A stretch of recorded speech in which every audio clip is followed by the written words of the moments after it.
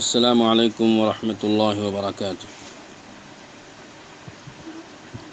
الحمد للہ رب العالمین والصلاة والسلام علی رسولہ سیدنا ونبینا محمد وعلی آلہ واصحابہ اجمعین، اما بعد فاعوذ باللہ من الشیطان الرجیم، بسم اللہ الرحمن الرحیم۔ وقالوا لولا نزل هذا القرآن على رجل من القريتين عظيم أهم يقسمون رحمة ربك نحن قسمنا بينهم معيشتهم في الحياة الدنيا ورفعنا بعضهم فوق بعض درجات ليتخذ بعضهم بعضا سخريا ورحمة ربك خير مما يجمعون ولولا أن يكون الناس أمة واحدة لجعلنا لمن يكفر بالرحمن لبيوتهم سقفا من فضة ومعارج عليها يظهرون ولبيوتهم أبوابا وسررا عليها يتكئون وزخرفا وإن كل ذلك لما متاع الحياة الدنيا والآخرة عند ربك للمتقين۔ صدق اللہ العظیم۔ محترم سامعین کرام، دوستو، بزرگوں، اس وقت آپ کے سامنے 25ویں پارے کی سورہ زخرف کی آیت نمبر 31 سے 35 تک 5 آیتیں پڑھی گئی ہیں۔ چونکہ یہ پارہ اس وقت میں تراویح میں چل رہا ہے، اور اس لیے اس پارے میں گزرنے والی ان آیتوں کا مضمون ہمارے اس وقت کے بعض حالات کے اعتبار سے اہم تھا، تو اس لیے اس کا انتخاب کیا گیا۔ تو قرآن کی ان آیتوں میں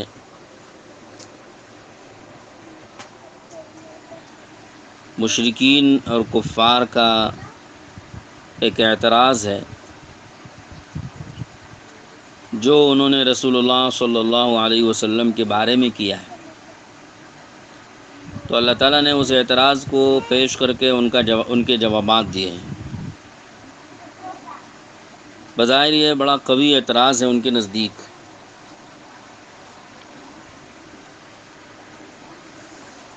پہلے تو ان کا اعتراض یہ تھا شروع میں کہ انسانوں میں سے کسی کو رسول اور نبی کیسے بنایا جا سکتا ہے؟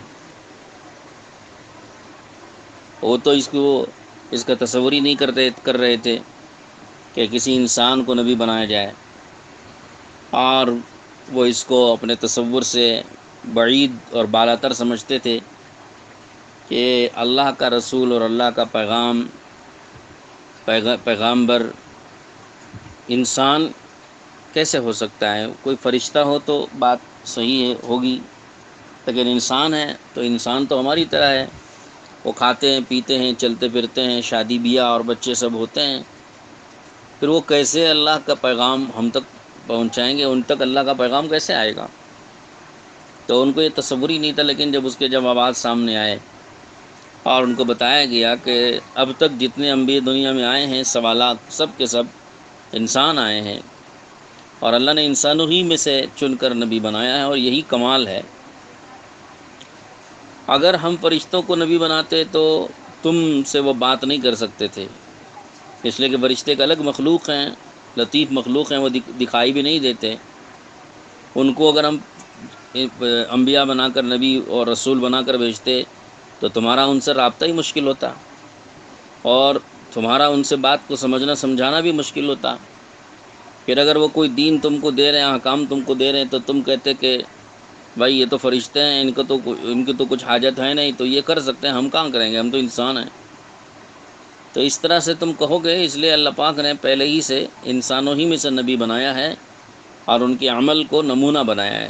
وہ انسان ہونے کے باوجود فرشتہ نما ہوتے ہیں، اعمال میں، ایمان میں، اخلاق میں، سب چیزوں میں تو نمایاں کردار ادا کرتے ہیں۔ تو یہ اللہ پاک ان کی زندگی سامنے اس لیے کرتا ہے تاکہ لوگ ان جیسا اپنے کو بھی انسان سمجھ کر اس بات کو وہ ممکن سمجھیں کہ بھائی جب یہ انسان، اس انسان کے لیے ممکن ہے تو ہم بھی تو انسان ہیں، ہمارے لیے کیوں نہیں ممکن ہے۔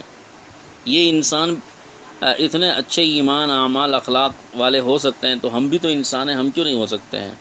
تو لہذا اب لوگوں کو دین پر چلنا آسان بھی ہوگا، اور پھر ان کی بات ایک دوسرے سے سمجھنا سمجھانا بھی آسان ہوگا۔ تو غرض یہ اللہ تعالیٰ نے اس طرح کے جوابات دیے قرآن مجید میں، تو اس سے ان کو کچھ نہ کچھ سمجھ میں آ گیا کہ بھئی ٹھیک ہے، ہم مانتے ہیں کہ انسانوں میں سے پیغمبر آ سکتے ہیں۔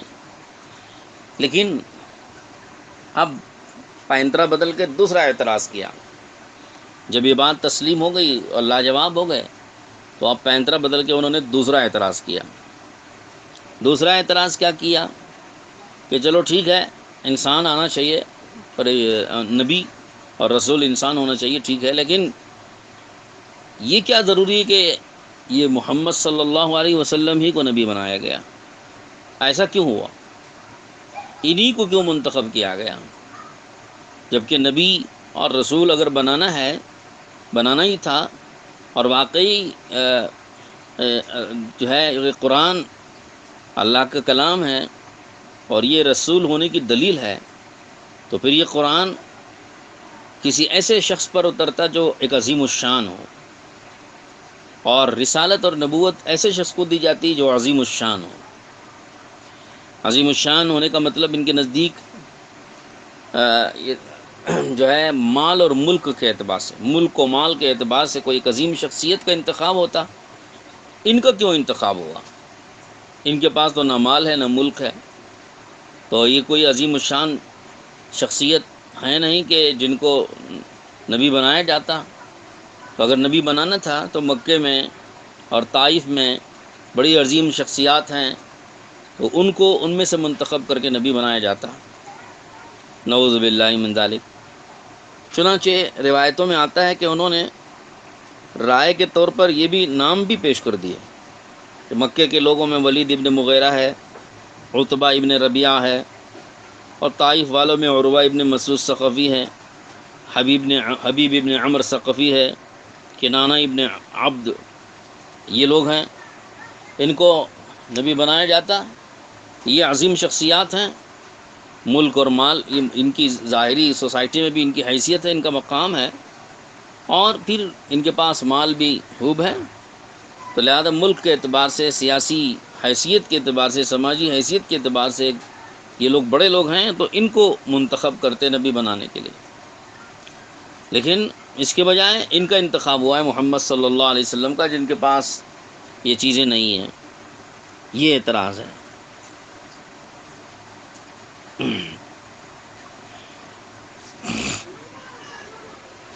چنانچہ قرآن کی آیت دیکھیں آپ، اللہ تعالیٰ ان کا اعتراض ذکر فرما رہا ہے۔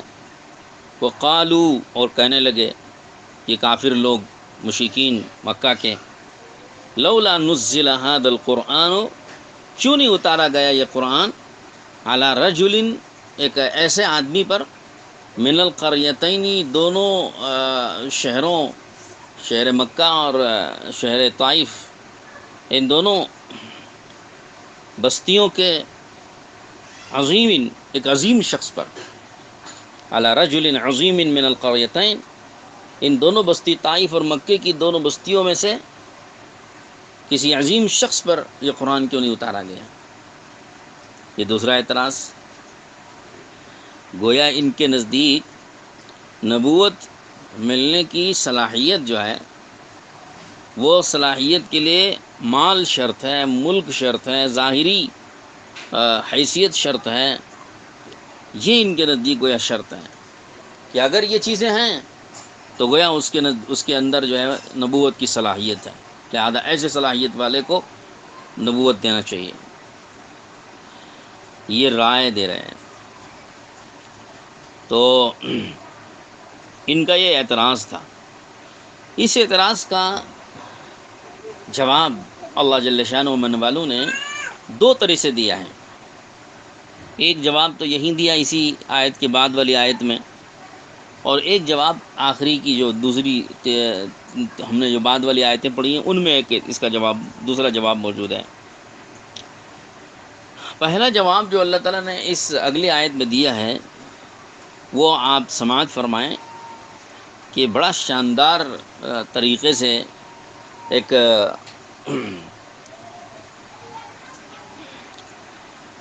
حاکمانہ جواب دیا، حاکمانہ بھی کہیے، حکیمانہ بھی کہیے۔ پہلے جملے میں حاکمانہ انداز ہے، اہم یقسمون رحمت ربک، کیا یہ لوگ اللہ کی رحمت کو تقسیم کریں گے؟ اللہ کی رحمت کو بانٹنے کا اختیار یہ اپنے ہاتھ میں لیں گے؟ نبوت اور رسالت اللہ کی ایک خاص عطا ہے، ایک خاص رحمت ہے، خاص بخشش ہے، خاص تحفہ ہے، جو اللہ رب العزت اپنے بندوں میں جس کو چاہتے ہیں عنایت فرماتے ہیں، جس کو چاہتے ہیں دیتے ہیں، تو اللہ نے اپنے ہاتھ میں رکھا ہے۔ تو کیا یہ چاہتے ہیں کہ ان کے ہاتھ میں دے دیا جائے؟ کہ اس نبوت کی تقسیم کو، اتنی بڑی عظیم دولت کو اور اتنی عظیم نعمت کو اور اتنی عظیم الشان نعمت اور دولت کو اللہ تعالیٰ ان کے ہاتھوں میں دے دیں کہ یہ اپنی مرضی سے جس کو چاہیں صلاحیت والا سمجھ کر منتخب کر کے نبوت اور رسالت دیں، اور جس کو چاہیں صلاحیت والا نہ سمجھ کر اس کو نبوت اور رسالت سے محروم کریں؟ تو کیا اللہ تعالیٰ ان کے ہاتھوں میں اس کو دے دے؟ جبکہ ان کی حیثیت، ان لوگوں کی حیثیت جو لوگ یہ رائے دے رہے ہیں کہ ایسی صلاحیت کے آدمی کو نبوت رسالت دینا چاہیے اور ایسی صلاحیت کے آدمی کو نبوت و رسالت نہیں دینا چاہیے، جس کے اندر یہ خوبی ہے، ملک ہے، مال ہے، ظاہری حشمت ہے، ظاہری طور پہ اس کی سوسائٹی میں کچھ مقام اور مرتبہ ہے، تو اس کے اندر نبوت کی صلاحیت ہے، اور جس کے پاس یہ دولت وغیرہ نہیں ہے، اس کے پاس صلاحیت نبوت کی نہیں ہے، لہذا نبوت نہیں دینا چاہیے۔ تو کیا یہ اپنے اختیار سے، اپنی رائے سے اس کو تجویز کریں گے اور ہم ان کے رائے اور تجویز پر چھوڑ دیں نبوت دینے کو، اور ان سے رائے لے کر کے نبوت ہم دیں، اور ان سے مشورہ لے کر کے نبوت ہم دیں، یا ان کی اپنی سمجھ کے مطابق جو صلاحیت والا سمجھا جا رہا ہے اس کو ہم نبوت دیں، اور ان کی اپنی تجویز کے مطابق جو صلاحیت والا نہیں ہے اس کو ہم نبوت نہ دیں؟ تو ہم جو ہے ان کے رائے کے ہم حوالے ہو جائیں اور ان کے رائے کے ہم تابع ہو جائیں، اور یہ لوگ تقسیم کریں گے اللہ کی رحمت کو، نبوت اور رسالت کو، کس کو ولایت دینا ہے، کس کو نبوت دینا ہے، کس کو مقرب، اللہ کا مقرب بنانا ہے، اور کس کو دیندار بنانا ہے، کس کو بے دین بنانا ہے، کس کو کافر بنانا ہے، کس کو جو ہے مومن بنانا ہے، کس کو جنتی اور کس کو جہنمی بنانا ہے، اور کس کو اعلیٰ درجے کی جنت والا بنانا ہے، کس کو ادنا درجے کی جنت والا بنانا ہے، کہ یہ سارے فیصلے کرنے کا اختیار ہم ان کو دے دیں؟ ان کے اندر اس کی صلاحیت ہے کہ یہ فیصلہ کر سکیں اور اس کو یہ طے کر سکیں؟ ان کے اندر یہ صلاحیت ہے؟ یہ جواب کا خلاصہ ہے۔ خلاصہ یہ ہوا جواب کا کہ یہ جو معاملہ ہے کہ نبوت کس کو دینا ہے، کس کو نہیں دینا ہے، کہ اس معاملے میں تمہیں دخل دینے کی ضرورت نہیں ہے۔ تم اپنی جگہ رہو، اپنی اوقات پہچانو، اپنی حیثیت پر رہو، اپنا مقام دیکھو، اپنی حیثیت دیکھو، اپنے گریبان میں منہ ڈالو، اپنی طاقت کے بقدر بات کرو، اپنی صلاحیت کے بقدر بات کرو۔ تمہارے اندر اس کی صلاحیت ہے کہ تم یہ چیز سمجھ سکو کہ نبوت کا منصب کس کو دینا ہے، کس کو نہیں دینا ہے، اس کو سمجھنے کی تمہارے اندر لیاقت ہے؟ کس کے اندر نبوت کی صلاحیت ہے اور کس کے اندر نبوت کی صلاحیت نہیں ہے، اس کو پہچاننے کی تمہارے اندر لیاقت ہے؟ پہلے تم اپنی صورت تو دیکھو، تم اپنی اوقات تو پہچانو. تمہاری حیثیت اور اوقات اتنی ہے، اتنی کمزور ہے کہ اگر تم کو لوگوں کی معیشت کا نظام بھی تمہارے ہاتھ میں اگر دے دیا جاتا تب بھی تم نہیں سنبھال سکتے تھے. لوگوں کی معیشت، نبوت کی تقسیم کی بات تو الگ رہی. نبوت، ولایت، صحابیت، صدیقیت، یہ جو درجات ہیں روحانی اور دینی اور اخروی، یہ درجہ بندیاں جو ہیں کہ یہ تقسیم کرنا کہ کس کو کیا ملے کس کو کیا نہ ملے، یہ تقسیم کرنا تو درکنار. اس کی صلاحیت تمہارے اندر ہونا تو درکنار ہے. تمہارے اندر تو اتنی بھی صلاحیت نہیں ہے کہ لوگوں کو جو روزی روٹی ملنی ہے نا، جو معیشت ملنی ہے نا، لوگوں کو جو کھانا پینا روزی ملنی ہے نا، یہ تقسیم کرنے کی بھی تمہارے اندر صلاحیت نہیں ہے. وہ بھی ہم نے اپنے ہاتھ میں رکھا ہے. کیونکہ اگر وہ بھی تمہارے ہاتھ میں دیتے تب بھی دنیا کا سارا نظام جو ہے درہم برہم ہو جاتا اور سارا دنیا کا نظام بگڑ جاتا. تمہارے ہاتھ میں ہم نے وہ بھی نہیں دیا، کیونکہ تمہارے اندر تو اتنی بھی صلاحیت نہیں ہے کہ لوگوں کی روزی کو تم تقسیم کر سکو. یہ ہے جواب کا خلاصہ جو اللہ رب العزت نے فرمایا. یعنی گویا ان کافروں کو، ان مشرکوں کو اپنی اوقات پہچاننے کو کہا ہے کہ تم اپنی اوقات پہچانو کہ تمہارے اندر اس کی کوئی قابلیت نہیں ہے، ہاں، کہ تم یہ کام اپنے ذمے لے سکو.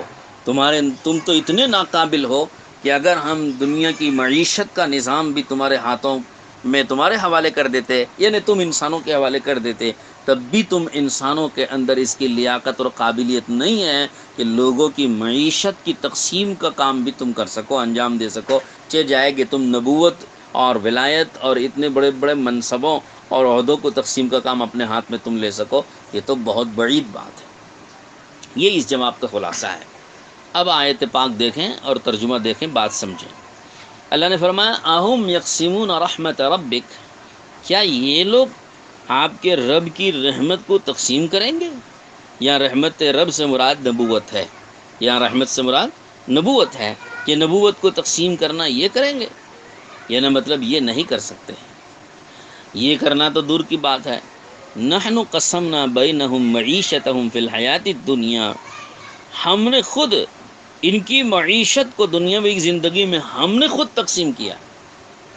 یعنی ان کے اندر ان کی معیشت کو بھی باہم تقسیم کرنے کی صلاحیت ان کے اندر نہیں ہے، وہ بھی ہم نے اپنے ہاتھ پہ رکھا ہے. کیا مطلب؟ کون مالدار بنے گا، کون غریب بنے گا، کس کو کتنی آمدنی ملے گی، کس کی آمدنی زیادہ ہوگی، کس کی آمدنی کم ہوگی، اور کون مزدور رہے گا، کون مزدوری کروائے گا، کون ملازمت کرے گا اور کون ملازمت کروائے گا، کون مالک بنے گا، کون مملوک بنے گا، کون بڑا بنے گا، کون چھوٹا بنے گا، یہ فیصلہ ہم نے اپنے ہاتھ پہ رکھا ہے. اور پھر آگے فرمایا کہ وَرَفَعْنَا بَعْضَهُمْ فَوْقَ بَعْضٍ دَرَجَاتٍ، اور ہم نے بعض کو بعض کے اوپر درجہ بندیاں دی ہیں، فوقیت دی ہے، درجے دیے ہیں. رفعنا بعضهم فوق بعض درجات، بعض کو بعض کے اوپر درجات ہم نے بلند کیے ہیں، تاکہ لیتخذ بعضهم بعضا سخریہ، تاکہ ایک دوسرے سے خدمت لے سکیں، ایک دوسرے سے خدمت گاری کا کام لے سکیں.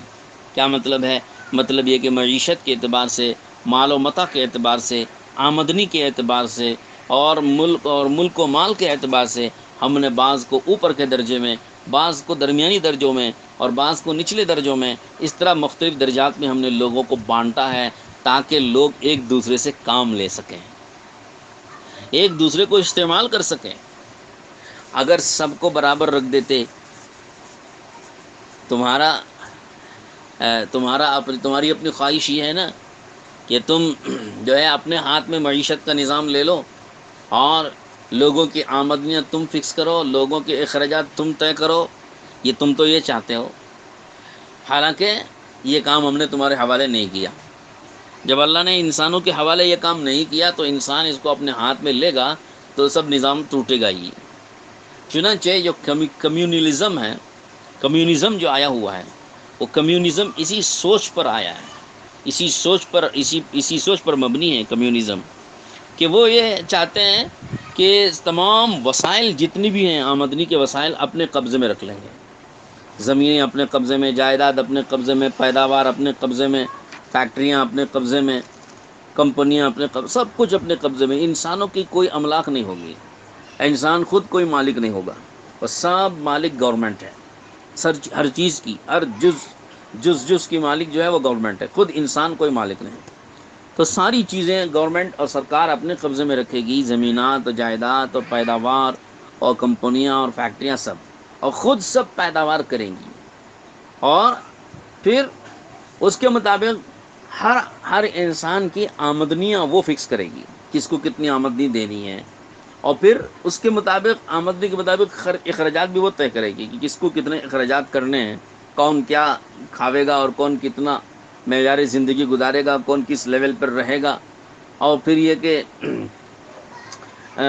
کون جو ہے وہ اناج پکائے گا، کون چاول بوئے گا، کون گیہوں بوئے گا، کون جو ہے بیگن بوئے گا، کون ترکاری بوئے گا، کون فروٹ بوئے گا، اور کتنی مقدار میں یہ کتنی مقدار میں وہ، ایک منصوبہ بندی کے ساتھ سب پیداوار اور ساری جو ہے وسائل کو، آمدنی کے وسائل کو اپنے ایک تناسب سے، ایک منصوبہ بندی کے ساتھ میں اس کو استعمال کرنا، اور اس سے آمدنیاں تیار کرنا، اور اس سے پروڈکٹس تیار کرنا، اور اسی کے ذریعے سے سارا اناج اور فصل اور ساری چیزیں اگانا وغیرہ، کہ یہ سب اپنی منصوبہ بندی کے تحت میں ہوگا، اور گورنمنٹ اپنے حساب سے، اپنے تناسب سے کرے گی، اور پھر اس کو تقسیم بھی گورنمنٹ اپنے تناسب سے کرے گی۔ تو گویا سارے کا سارا گورنمنٹ اپنے قبضے میں رکھ کے اس کو کرنا چاہتی ہے۔ تو فرمایا کہ یہ تم جو اپنے ہاتھ میں لوگوں کی معیشت کا نظام جو لینا چاہ رہے ہو، اس میں تم ناکام ہو جاؤ گے، یہ تمہارے بس کی چیز نہیں ہے۔ اللہ پاک اس آیت پاک سے یہی سمجھانا چاہتے ہیں کہ یہ تمہارے بس کی چیز نہیں ہے۔ اشتراکیت کا جو نظام ہے، کمیونزم کے ذریعے سے قائم کیا جانے والا جو نظام ہے، کہ یہ چلنے والی چیز نہیں ہے، یہ تمہارے بس میں نہیں ہے، اور یہ تمہارے اختیار میں نہیں ہے، اور اس کی تمہارے اندر صلاحیت نہیں ہے، اور اس کے اندر تمہارے اندر سمجھ نہیں ہے کہ تم یہ ساری معیشت کا نظام اپنے قبضے میں تنہا اپنے ہاتھوں میں لے کے اپنی سمجھ سے تم اس کو چلا سکو، یہ تمہارے بس کی چیز نہیں ہے، یہ لوگوں پہ چھوڑ دو۔ یہ ایک قدرتی نظام ہے، تم اس کو لوگوں کے حوالے کرو کہ زمینات لوگوں کی اپنے اپنے پاس رہیں گی، اور وسائل پیداوار کے جتنے وسائل ہیں، ذرائع ہیں آمدنی کے، وہ سب لوگوں کے اپنے اپنے ہاتھوں میں رہیں گے، اور پھر جتنے بھی آمدنیاں ہوں گی، لوگ اپنے اپنے حساب سے پیداوار کریں گے، اور لوگ اپنے اپنے حساب سے وسائل کا استعمال کریں گے، اور لوگ اپنے اپنے حساب سے جو ہے پروڈکٹس تیار کریں گے، اور وہ بازار میں لائیں گے، اور جس کی جتنی طلب ہوگی اس طلب کے مطابق پروڈکٹس اور پیداوار تیار ہوتی چلی جائیں گی، اور بازار میں بکتی چلی جائیں گی۔ کبھی ایسا ہوتا ہے کہ کسی چیز کی طلب لوگوں کو زیادہ ہے، تو خود پیداوار کرنے والے اس چیز کی پیداوار بڑھا دیں گے، اور جب کبھی ایسا ہوتا ہے کہ اس چیز کی طلب لوگوں کو کم ہے، تو پیداوار کرنے والے خود بخود اس کی پیداوار کم کر دیں گے۔ اس کو کہتے ہیں طلب اور رسد، ڈیمانڈ اور سپلائی کا ایک نظام ہے، کہ ادھر سے ڈیمانڈ جتنا بڑھے گا ادھر سے سپلائی اتنی بڑھے گی، اور جتنی سپلائی بڑھے گی تو لوگوں کی ڈیمانڈ بھی اسی کے مطابق ہوتی چلی جائے گی۔ تو لوگ پیداوار جو کرتے ہیں وہ ڈیمانڈ کے اعتبار سے کرتے ہیں، کہ بھائی جتنی طلب ہے اتنی رسد، یعنی جتنی لوگوں کو ضرورت ہے اسی حساب سے جس چیز کی ضرورت ہے اس چیز کی پیداوار کریں گے۔ وجہ اس کی ہے کہ دیکھیے، جو معیشت کا نظام دنیا میں جو چلتا ہے، جو اللہ پاک کا قدرتی نظام ہے، وہ اس طور پر ہے کہ جب لوگوں کو کسی چیز کی طلب زیادہ ہوتی ہے اور مارکیٹ میں وہ چیز کم موجود ہوتی ہے، تو پھر اس کی قیمت بڑھ جاتی ہے۔ جب لوگوں نے دیکھا، پیداوار کرنے والے وسائل آمدنی والوں نے دیکھا کہ لوگوں کی اس کی طلب زیادہ ہے، اور یہ چیز بازار میں کم موجود میں آئی ہے، اور اس کی قیمت بھی زیادہ ہے، تو پیداوار کرنے والوں کو فکر پیدا ہوگا، اور شوق پیدا ہوگا، حرص پیدا ہوگی۔ آمدنی کمانے کا یہ بڑا بہترین وقت ہے کہ طلب اس وقت میں زیادہ ہے، اور اس کی سپلائی کم ہو رہی ہے، تو فوراً لوگ اس کی سپلائی بڑھائیں گے۔ جیسے ہی سپلائی بڑھائیں گے تو ان کی آمدنی بڑھے گی۔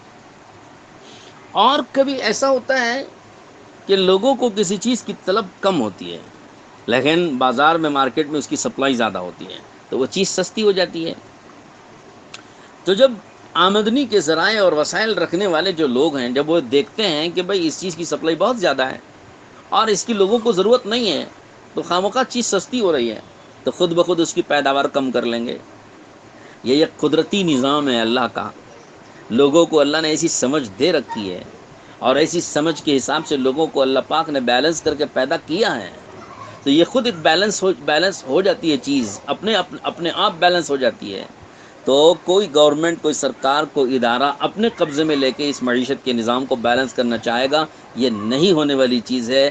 اللہ پاک نے خود ہی فرما دیا، نحن قسمنا بینہم معیشتہم فی الحیات الدنیا، دنیاوی زندگی میں لوگوں کی معیشت کی تقسیم کا کام ہم نے اپنے ذمے لیا ہے۔ ہم اپنے ذمے لینے کا مطلب کیا ہے؟ ہماری قدرت کے ہاتھ میں ہے، ہم اپنے قدرتی نظام کے تحت میں قدرتی طور پر لوگوں میں اس کی سمجھ بوجھ پیدا خود کر دیتے ہیں کہ کس کو کیا بنانا ہے، کس کو کیا نہیں بنانا ہے۔ تو لہذا خود لوگ اپنے طور پر طے کرتے ہیں۔ کوئی اپنے لیے خود تجویز کرتا ہے کہ مجھے کارپینٹر کا کام کرنا ہے، اور کوئی اپنے طور پر خود ہی تجویز کرتا ہے کہ مجھے ویلڈنگ کا کام کرنا ہے۔ کوئی قدرتی طور پر اپنے لیے خود تجویز کرتا ہے کہ مجھے جو ہے سامان بیچنے کا کام، برتن بیچنے کا کام کرنا ہے۔ کوئی قدرتی طور پر خود اپنے لیے تجویز کرتا ہے کہ مجھے فروٹ بیچنے کا کام کرنا ہے۔ تو یہ سب قدرتی نظام ہے جو انسانوں کے حوالے اللہ پاک نے کر رکھا ہے، اور اس طرح یہ قدرتی طور پر نظام معیشت کا چلتا رہتا ہے۔ تو اس لیے اس میں ہاتھ ڈالنا اور اس قدرتی نظام کو اپنے قبضے میں لے کر کے کسی گورنمنٹ کا یا کسی ادارے کا اپنی نظام سے اور اپنی کنٹرول سے اس کو چلانے کی کوشش کرنا، یہ ناکام کوشش ہے۔ اس لیے قرآن کی اس آیت نے یہ سمجھا دیا کہ تمہارا اشتراکیت کا جو نظام ہے، کمیونزم کا جو نظام ہے، اس کے تحت میں چلانے والا جو نظام ہے، یہ نظام چلنے والی چیز نہیں ہے، لہذا اس کو چھوڑ دو۔ خلاصہ کیا ہوا؟ جواب کا خلاصہ، اصل بات تو حضور اکرم صلی اللہ علیہ وسلم پر جو اعتراض کیا گیا تھا، اس اعتراض کے جواب میں چلی تھی بات۔ تو اللہ پاک نے جو جواب دیا ہے اس کا خلاصہ یہ ہے کہ تم نبوت کی تقسیم کی جو ہے بات کرتے ہو کہ نبوت کی تقسیم کا کام جو ہے تمہاری رائے پر ہونا چاہیے۔ تمہارے اندر اس کی کیا قابلیت ہے؟ یہ تمہارے اندر تو اس کی قابلیت ہونا تو دور کی بات ہے، تمہارے اندر تو معیشت کی تقسیم کی بھی قابلیت نہیں ہے، اتنی بھی قابلیت تمہارے اندر نہیں ہے۔ ہم نے اتنا چھوٹا اور ادنا سے ادنا کام بھی ہم نے تمہارے حوالے نہیں کیا، تو اتنا اعلیٰ درجے کا نبوت کی تقسیم کا کام تمہارے حوالے کیسے کر دیں ہم؟ یہ ہے اس آیت پاک کا خلاصہ۔ لیکن اس کے ضمن میں اللہ تعالیٰ نے کچھ بہت سارے فائدے کی چیزیں بھی بیان کر دی، وہ یہ کہ رفعنا بعضهم فوق بعض درجات، کہ ہم نے لوگوں کو باہم ایک دوسرے پر بلند کر رکھا ہے معیشت میں، مال کے اعتبار سے، ملک کے اعتبار سے، تاکہ تم ایک دوسرے سے کام لے سکو۔ یہ ایک حکمت کی ضمنی باتیں تھیں جس میں بہت ساری کام کی چیز آ گئی کہ دیکھو، اس میں ایک کام کی بات جو اللہ پاک نے ہمیں ضمناً بیان فرمائی ہے، وہ یہ ہے کہ اللہ نے اپنے قدرتی نظام کے تحت میں کچھ لوگوں کو مالدار، کچھ لوگوں کو غریب بنایا، کچھ لوگوں کو اعلیٰ، کچھ کو ادنا بنایا، کچھ کو اوپر، کچھ کو نیچے بنایا۔ یہ اس لیے بنایا ہے تاکہ ایک دوسرے سے کام لے سکیں۔ کیوں؟ اس لیے کہ انسان کو اللہ رب العزت نے زندگی ایسی اس کی بنائی ہے کہ وہ ہر انسان دوسرے کا کسی نہ کسی کام میں محتاج ضرور ہے۔ یہ انسان کا فطری تقاضا ہے، انسان کی فطرت ہی اللہ نے ایسی بنائی کہ وہ ایک دوسرے کا محتاج ضرور رہتا ہے، ہر چیز میں دوسرے کا محتاج ضرور رہے گا۔ لہذا دوسرے کے احتیاج کی وجہ سے اب اس کو اپنا کام نکلوانا ہے، اپنی حاجت پوری کرنی ہے، تو حاجت پوری کرنے کے لیے اس کو ایسا آدمی چاہیے جو اس کی حاجت و ضرورت کو پورا کر سکے۔ تو وہ جب ہی پورا کر سکے گا جب دوسرا آدمی اس سے کم حیثیت کا اور کم مال کا اور کم قدر و قیمت کا آدمی ہوگا، تبھی وہ کام کر سکے گا۔ جیسے مثال کے طور پر آپ کے گھر میں سینیٹری کا جو پائپ ہے بلاک ہو گیا، اگر سینیٹری کا پائپ بلاک ہو جائے تو اس کو صاف کر کے، اس کا بلاکیج صاف کر کے، کلین کر کے، سینیٹری کو پانی چلتا کرنے کے لیے اور اس کا کام کرنے کے لیے آپ کو آدمی چاہیے۔ اب آپ نے آدمی تلاش کیا، تو اگر اس لائن کے کام کا کرنے والا آدمی آپ کو ملے گا تو آپ کا کام ہو جائے گا، اور اگر اس لائن کے کام کا کرنے والا آدمی نہیں ہوگا تو کتنا پریشان ہوں گے آپ۔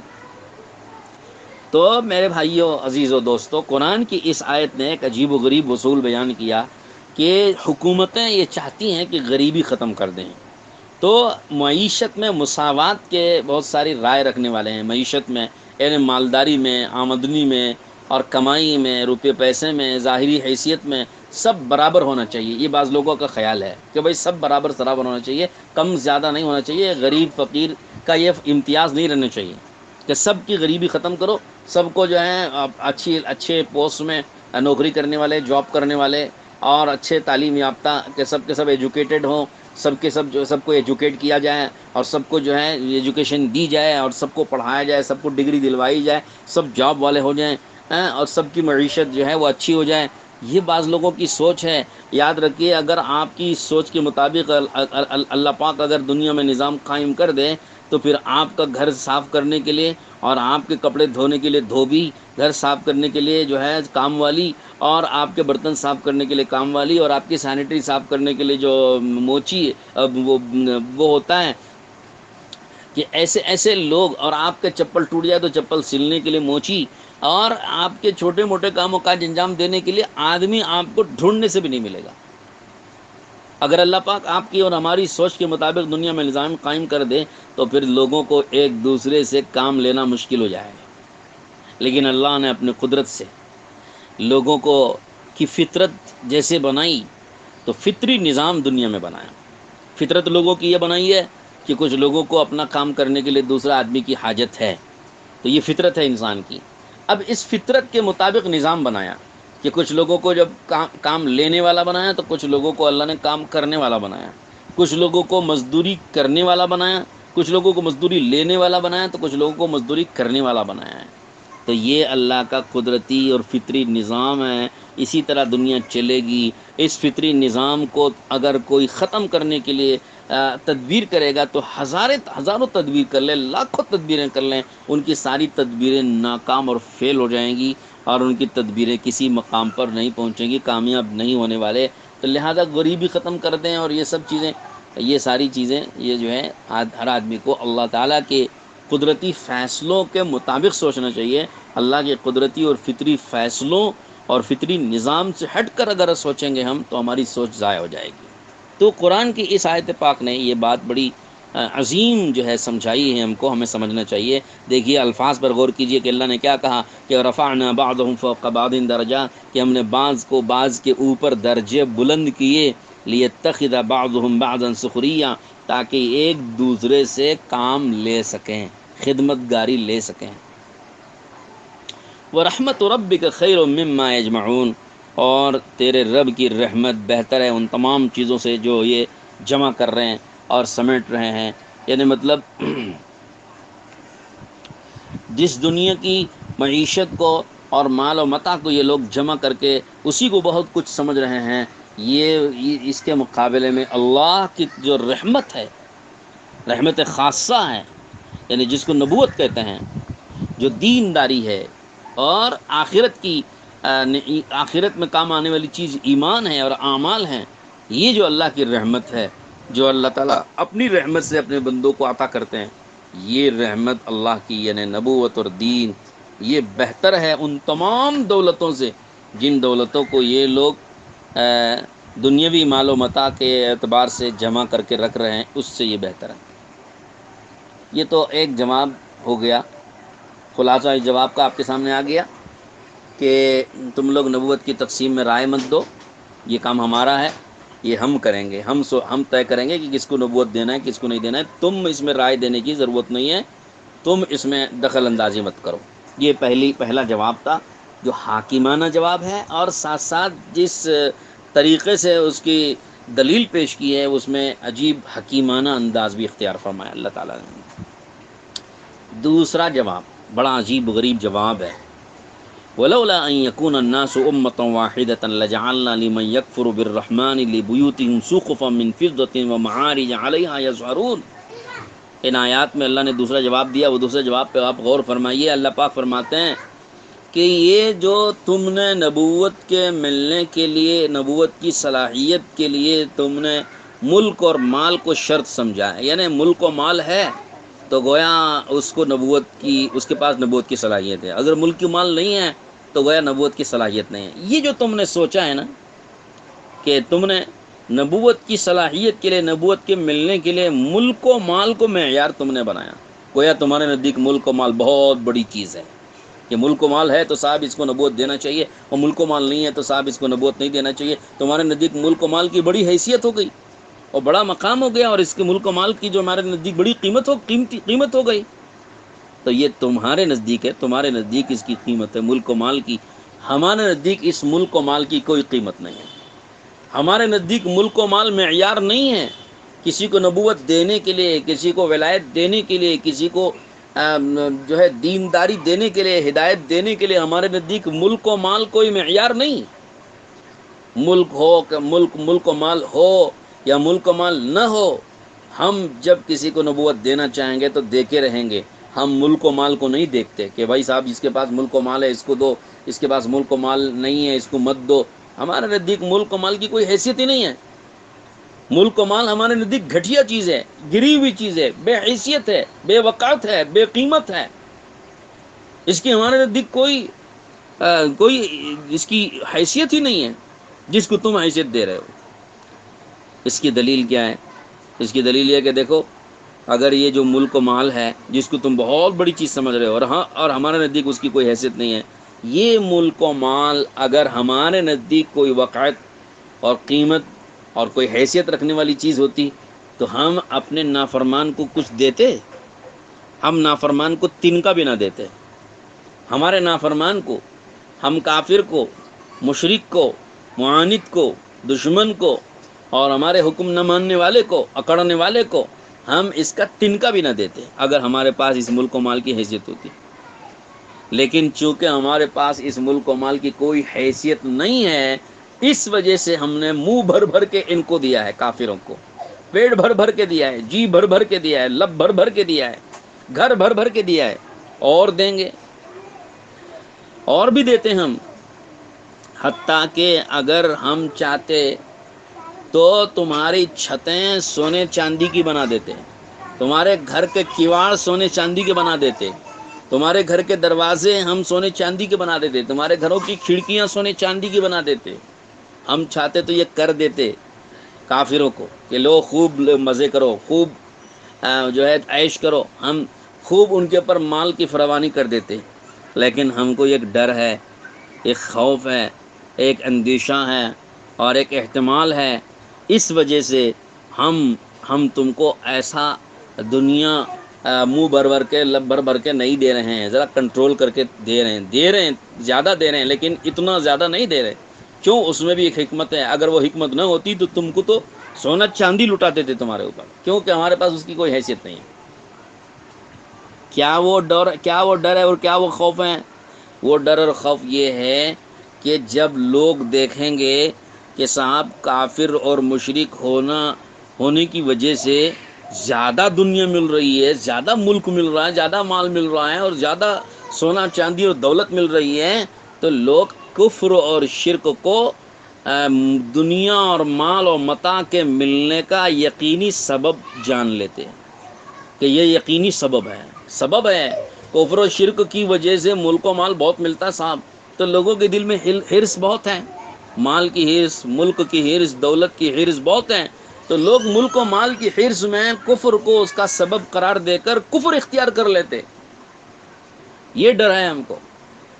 اگر یہ ڈر نہ ہوتا کہ سب کے سب لوگ کافر ہو جائیں گے، سب کے سب لوگ کفر و شرک پر اکٹھے ہو جائیں گے، اگر یہ ڈر نہ ہوتا تو تم کافروں کو ہم اتنی دنیا دے دیتے، اتنی دولت لٹا دیتے کہ تمہارے گھروں کی چھتیں اور کیواڑیں اور کھڑکیاں اور اغلیں اور کٹکیاں کہ یہ بھی ہم سونے چاندی کی بنا دیتے.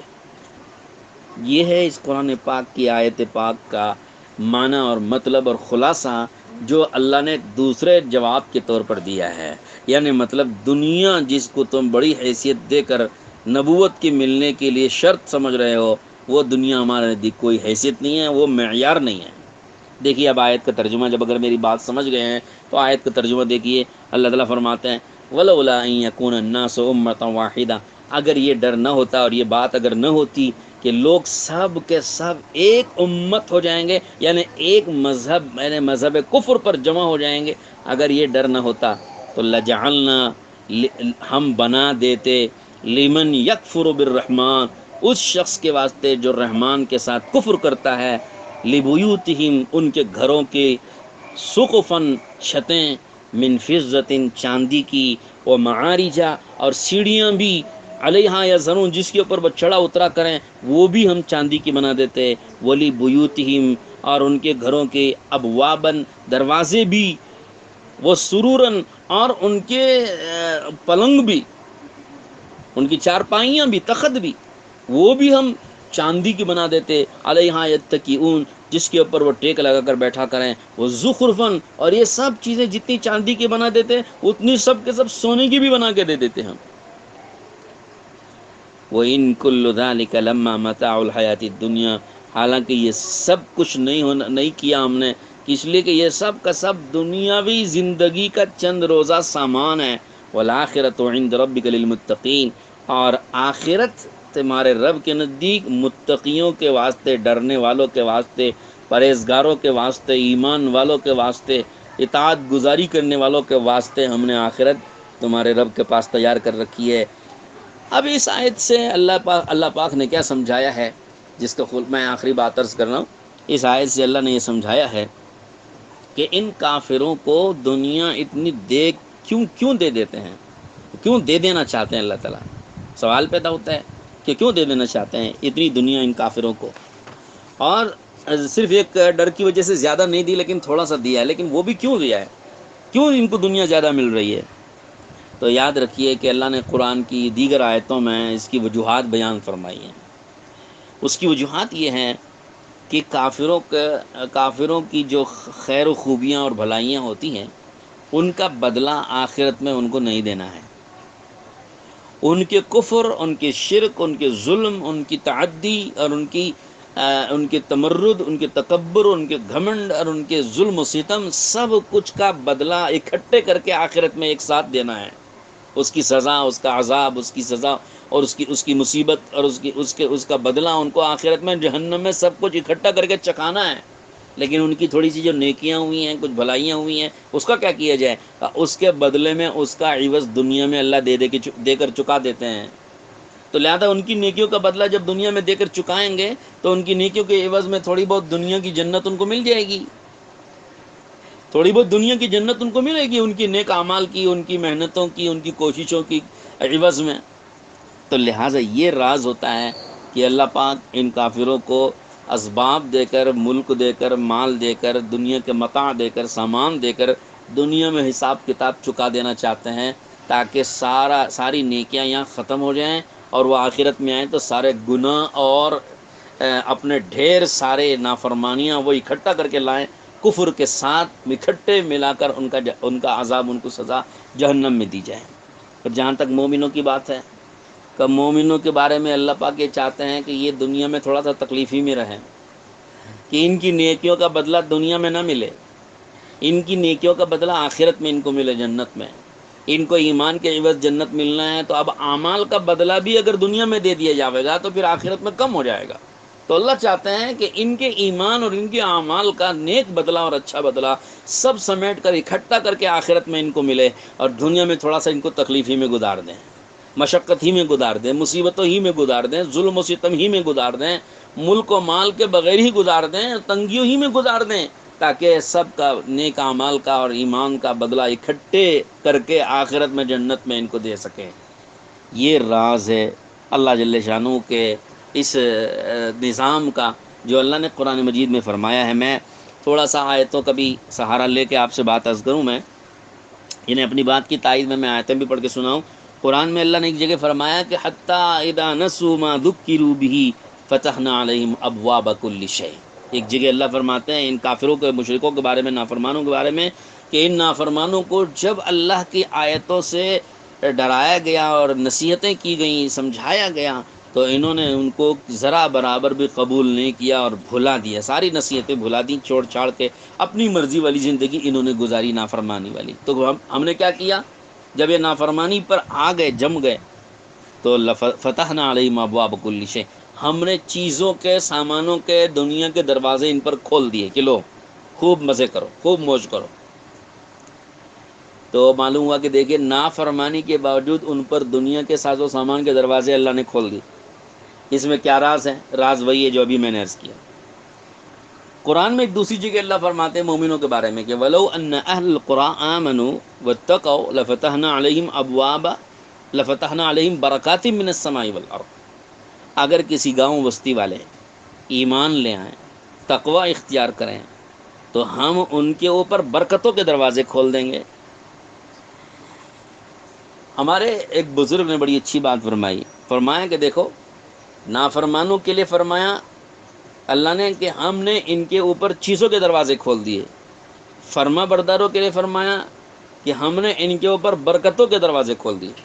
تو دونوں میں کتنا بڑا فرق ہے کہ کافروں کو چیزوں کے دروازے کھل جاتے ہیں، کا مطلب یہ ہے کہ برکتوں کے دروازے بند۔ چیزیں ملیں برکتوں کے بغیر، برکتیں اللہ نے نکال لی، ملک دیا، مال دیا، دولت دی، دھن دیا، سب کچھ دیا، مگر برکتیں نکال لی اندر سے کہ ان کا جو نفع صحیح طور پر ان کو پہنچنا چاہیے وہ برکتیں نہ ہونے کی وجہ سے اس کا نفع نہیں پہنچتا۔